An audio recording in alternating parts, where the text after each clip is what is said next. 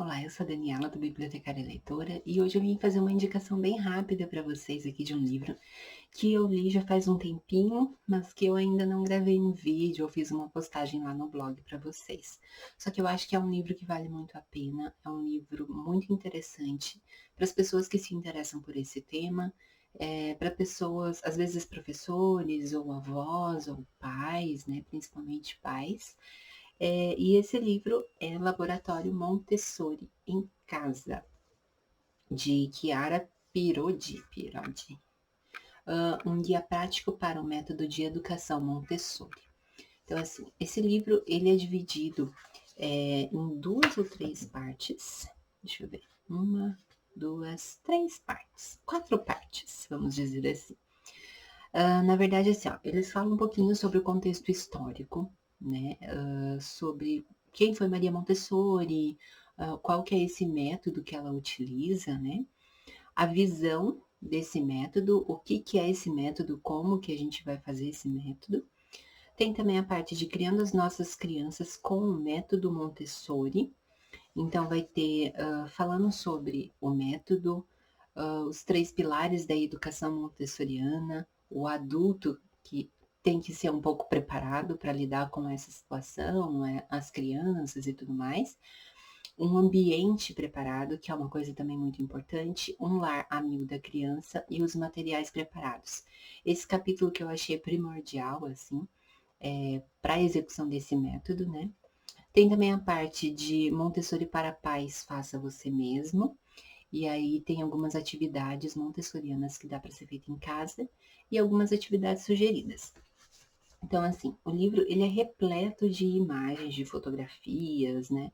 E dicas mesmo de como que os pais podem fazer atividades com os filhos dentro e fora de casa.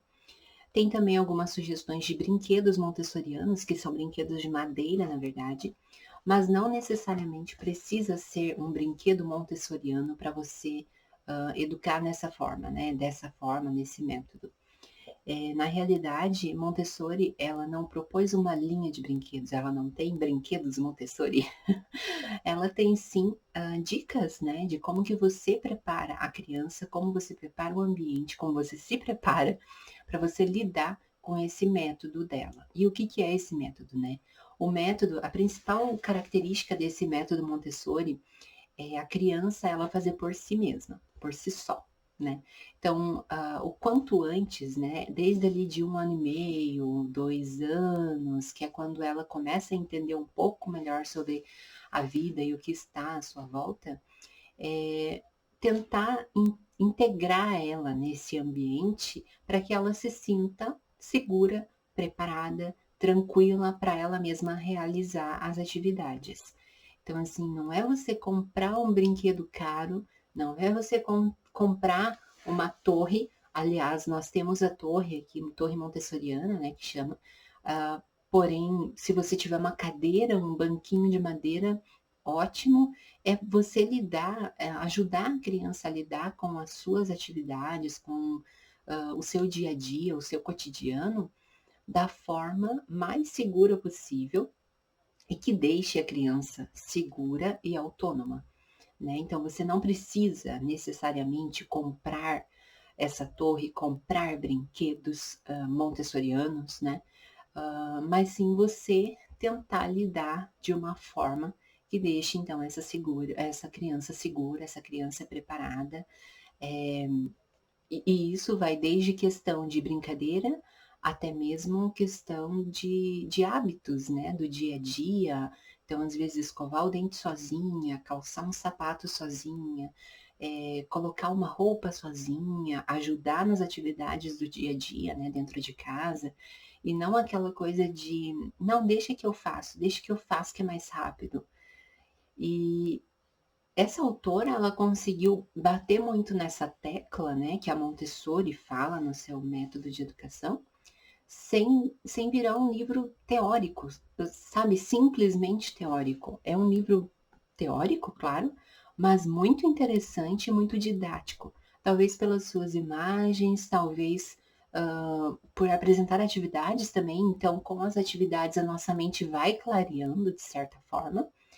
E ela dá essas atividades, assim, com coisas que a gente já tem em casa, né. Então, às vezes, por exemplo, ela coloca aqui, né, como que você ensina a criança a ajudar ali na atividade dentro de casa. Então ela tem uma vassoura do tamanho dela, do tamanho que ela consegue segurar, para ela ajudar a varrer a casa, limpar a casa. Ela sempre tem um paninho disponível para ela limpar a bagunça que ela fez. Ela tentar, colocar roupa na máquina, se a máquina ela alcançar, claro, né, logicamente, hã, e ajudar depois a estender, ou ajudar a recolher, ajudar a dobrar. Então são coisas, assim, do nosso dia a dia que a criança ela já pode ir se adaptando e não lidar daquilo, com aquilo ali de uma forma chata, né, como uma obrigação, mas aquilo ali faz parte do dia a dia, aquilo tem que ser feito, e ela vai aprender a fazer aquilo fazendo. Então muitas vezes a gente fala que, né, às vezes é adolescente: "Ah, mas não faz nada, não faz um arroz?" Claro, ele nunca foi ensinado.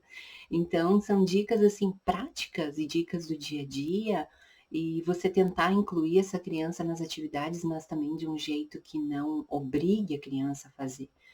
E o que eu acho muito legal, assim, aqui em casa, então a gente tenta desde ele muito pequenininho, meu neném agora ele tá com 2 anos, quase 2 anos e 1 mês. Então, desde muito pequenininho, a gente sempre tentou incluir ele na rotina, né, sempre, sempre. Então, às vezes, eu tô varrendo a casa e eu falo assim: "Vitor, faz favor pra mãe, pega aquele chinelo ali do seu pai e coloca lá no quarto". Então, às vezes, ele pega e ele coloca aí no lugar certo, ele coloca dentro do guarda-roupa, no lugarzinho do chinelo. E tem vezes que ele fala: "Não, obrigado". E ok, ele não quer fazer, né, a gente também às vezes não quer fazer certas coisas. E às vezes eu pego ele no momento em que ele tá brincando, às vezes eu peço ajuda para ele na hora que ele tá brincando de carrinho, como que ele vai querer parar a brincadeira e fazer um serviço? Ele não vai querer.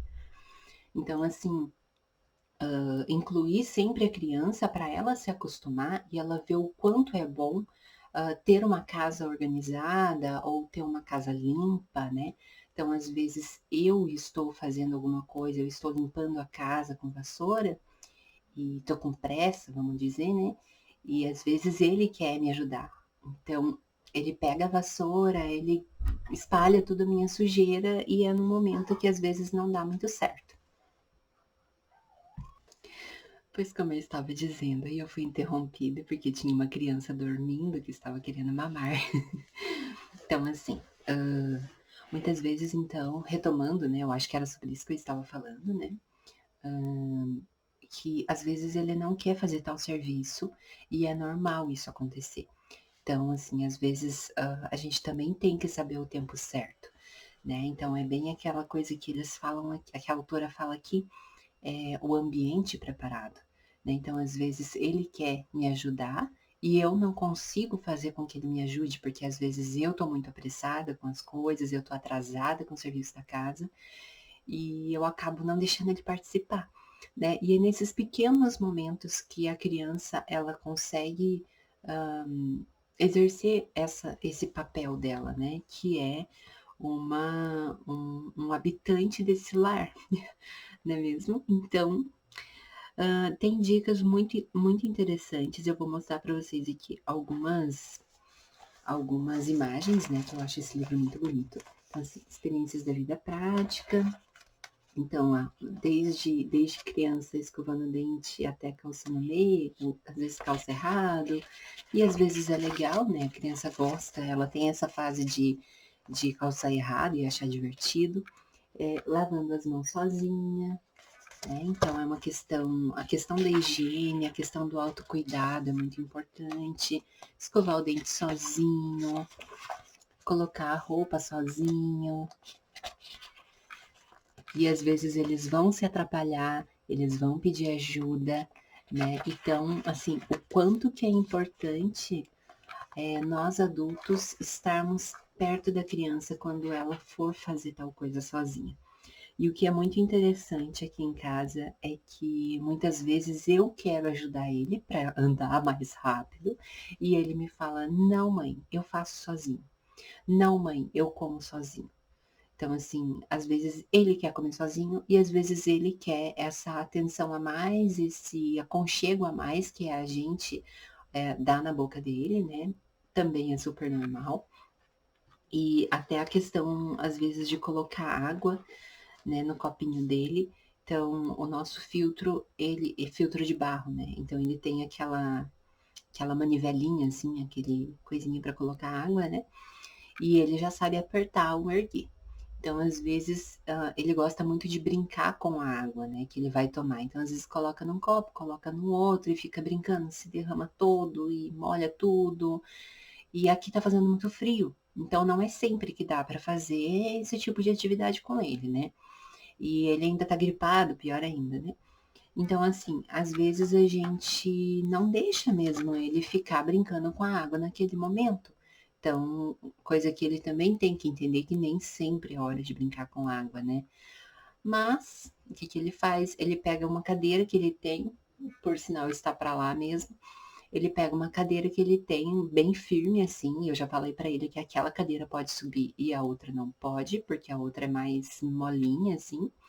Então ele pega aquela cadeira, arrasta até o filtro, já que eu não deixo, né, já que eu não pego para ele, vai lá e coloca a água sozinho para ele brincar.